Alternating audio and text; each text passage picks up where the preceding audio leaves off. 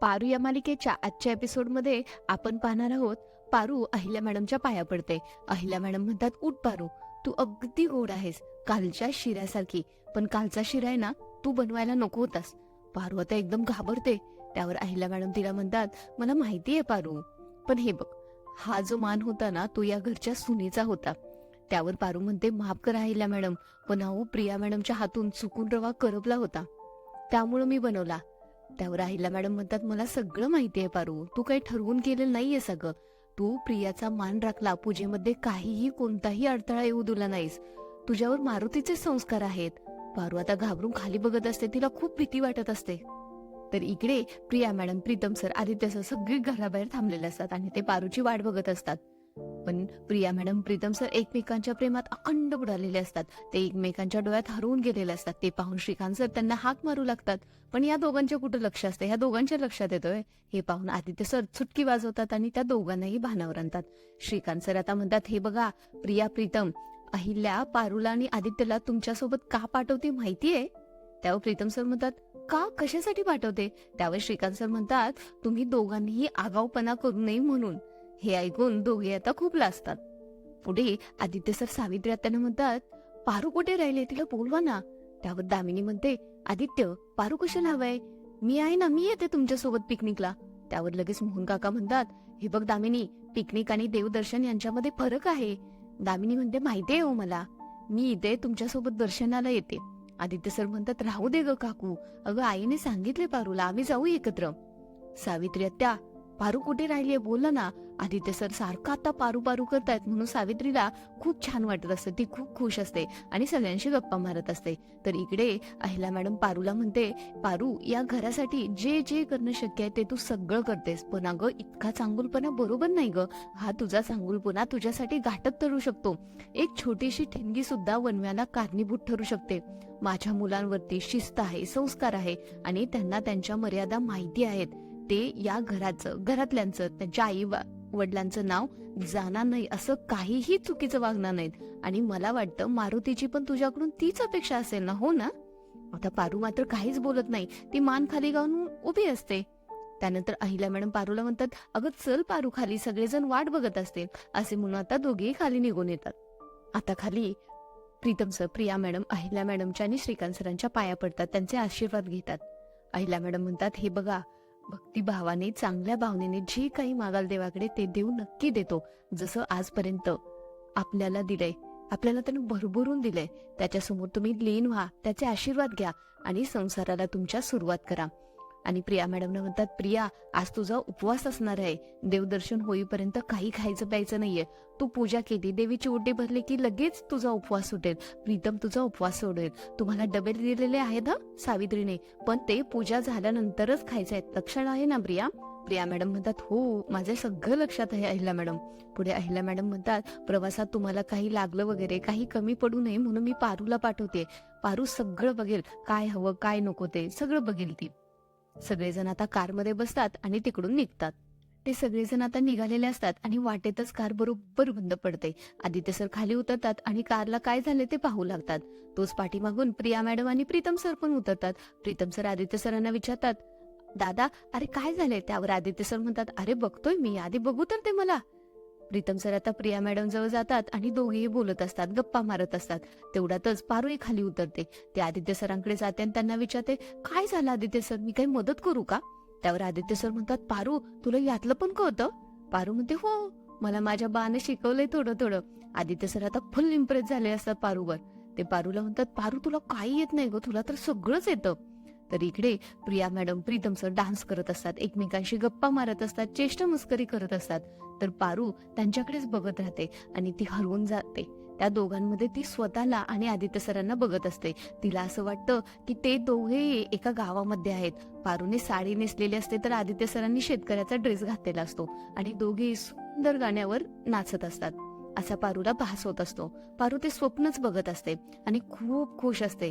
तर इकडे अहिल्या मॅडम आणि श्रीकांत सर दोघेही घरी गप्पा मारत बसलेले असतात. श्रीकांत सर म्हणतात, अगं अहिल्या, प्रिया घरात आली आहे तेव्हापासून घरामध्ये किती वेगळं चैतन्य निर्माण झालंय ना. त्यावर अहिल्या मॅडम म्हणतात, हो ना, आता काही दिवसांनी आदित्यचंही लग्न होईल, आदित्यची बायको सुद्धा या घरात येईल आणि मग हे घर आनंदानं भरून जाईल, किती छान वाटेल ना तेव्हा. असे ते दोघं बोलत असतात आणि तेवढ्यातच अहिल्या मॅडमना गुरुजींचा फोन येतो. अहिल्या मॅडम म्हणतात, बोला गुरुजी. गुरुजी म्हणतात, एका मुलाच्या लग्नाच्या जबाबदारीतून तुम्ही मुक्त झालात, पण अजून दुसरा मुलगा बाकी आहे. त्यासाठी तुम्हाला मुलगी वगैरे बघायची आहे का? अहिल्या मॅडम म्हणतात, डोक्यात तर आहे. आता मी आणि श्रीकांत त्याबद्दलच बोलत होतो. पुढे आता गुरुजी सांगू लागतात, मी त्यासाठीच फोन केलाय. माझ्या ओळखीतलं एक चांगलं स्थळ आहे, ते पुण्यात आहेत, संगीतकार आहेत, त्यांची मुलगी सुद्धा फार सुंदर गाते, सरस्वतीचा वरद हस्त आहे तिच्यावर, गाणं अप्रतिम गाते आणि किर्लोस्करांच्या इब्रतीला शोभेल अशीच मुलगी आहे. तर तुमची परवानगी असेल तर मी तुमच्याकडे उद्या पाठवू का? त्यावर अहिल्या मॅडम म्हणतात, तुम्ही म्हणताय ना, मग ती चांगलीच असणार. खूप छान कल्पना आहे, तुम्ही उद्या पाठवून द्या, आम्ही आहोत घरी. गुरुजी आता ठीक आहे म्हणतात आणि फोन ठेवून देतात. फोन झाल्यानंतर श्रीकांत सर अहिल्या मॅडमना म्हणतात, अगं अहिल्या, अगं पण ही मुलं सगळेजण आता देवदर्शनाला गेले आहेत ना, उद्यापर्यंत नाही आले तर काय करायचं? त्यावर अहिल्या मॅडम म्हणतात, हो ना, ते लवकर यायला पाहिजेत. श्रीकांत सर आता अहिल्या मॅडमना म्हणतात, तू फोन कर आणि बोलून घे लवकरात लवकर त्यांना. अहिल्या मॅडम आता आदित्य सरांना फोन लावतात. आदित्य सरांचेही तिकडे कार रिपेअर करून झालेले असते. आदित्य सर फोन उचलतात. अहिल्या मॅडम आदित्य सरांना म्हणतात, देवदर्शन झालं की तुम्ही लगेच निघा तिथून, उद्या महत्वाचे पाहुणे येणार आहेत. आदित्य सर विचारतात, कोण येणार आहे?